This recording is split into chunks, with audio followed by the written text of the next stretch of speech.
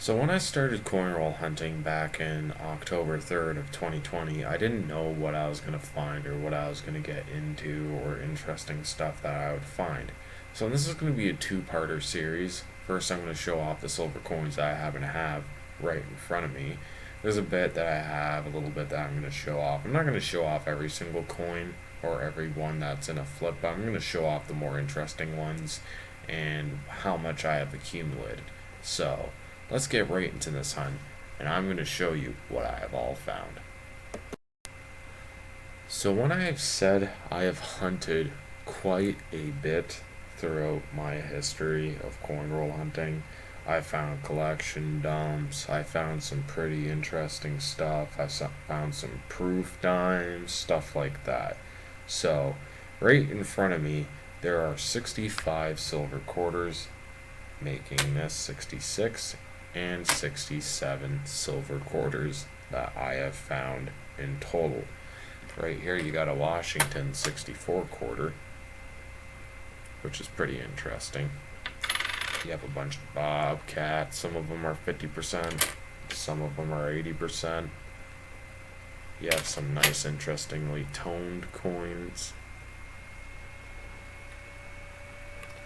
So being persistent has led me to being pretty successful in my hunts. So I'm hoping in the next year, maybe two, I'll find even more than this. I'm hoping, but it all comes down to luck and chance.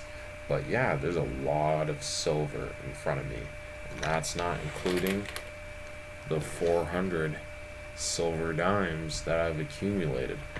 I also found a Kennedy half dollar that, well, my bank teller found me a Kennedy half dollar, which was pretty sweet from 1967, making this a 40% silver coin. I also found some 35% war nickels. I found a P and an S. This one's going to be the S mint mark, and I'm pretty sure this one's from 1942, which would be the very first year of silver war nickels. And this one's a 1943 P. So it's pretty cool to see stuff like that. I've also once found a whole roll of mackerel silver dimes. In here I have some of the old coins that I own, which is pretty interesting. Like here is a really crusty Edward VII dime. You can barely see his portrait because that's how crusty it is. And I can barely read out the last digit, which is a 9, so that would make this a 1909. I've also found, like, here is a dime that has no date. Okay. But here's the thing. If you look at the lettering, well, you won't be able to see it, but I do. Basically, it's a completely different effigy than the ones prior after this one. And I'm pretty sure that they did not have the DEI GRA, which would be like Diagra. And I'm pretty sure that stands for like in grace with God or something like that. They didn't have that on the 1911s. So this would make this a 1911 first year George V, which is pretty sweet.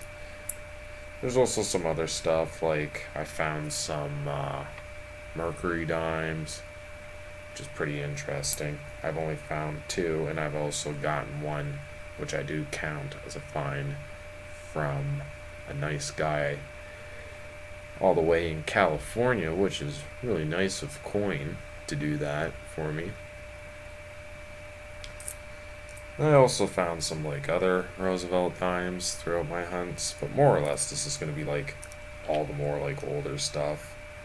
Like there's like some 50s, Georgies, stuff like that. There's a few L'Oreal portraits, but I haven't sorted through all these because there's some other ones in a roll that I do have that I need to put in this one, but I don't feel like doing it right now. like in here, one of my oldest dimes is actually in here, and I think I see it right now.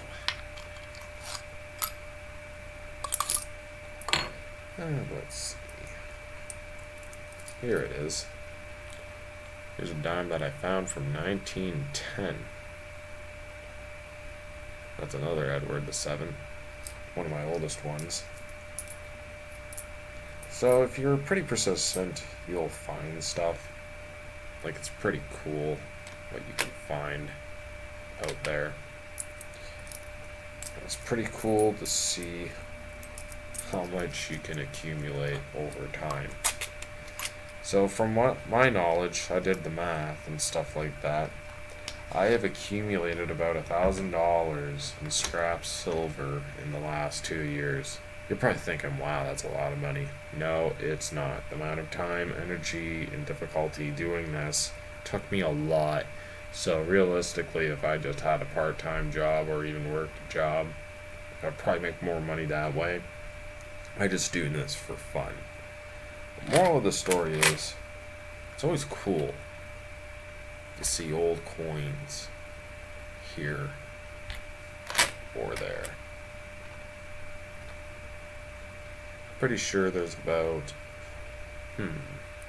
31 50% silver coins in here. I'm pretty sure there's 35 80% silver quarters, and 90% being that Washington.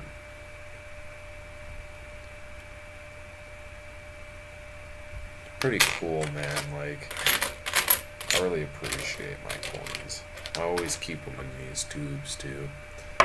Probably wondering, why don't you put them in flips? Well, I don't have the flips for it, and I prefer to save it for the more nicer coins like these.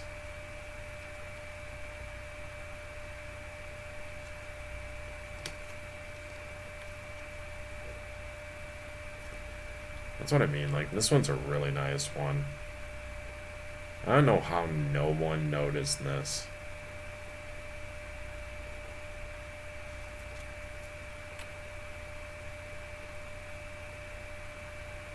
Like, that's nicely toned. But that's a lot of silver. Probably not as much as what some other people find in America. Like, I can only imagine like having like a bunch of like $50 in front of you, but hey, it's better than nothing. And I'm not complaining in the slightest, because it took me quite a while to find this. So hopefully you guys enjoyed this little bit of like what I've showed off. Tomorrow I'll show off what else I have found in terms of like NFICs and foreign and stuff like that. So hopefully you guys enjoyed this little bit of a video.